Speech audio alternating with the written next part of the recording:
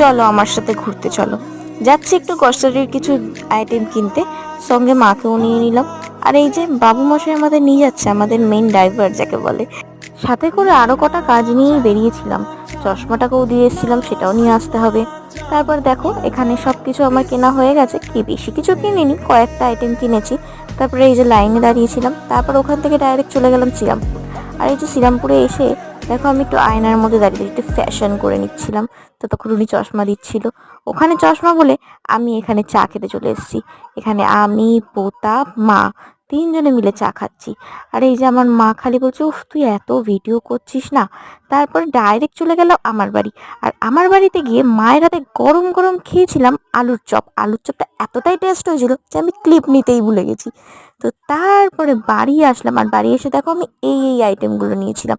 তো এর মধ্যে সবচেয়ে বেস্ট ছিল আমার এই কাজলটা, কাজলটা দেখাতে ভুলে গেছিলাম। তো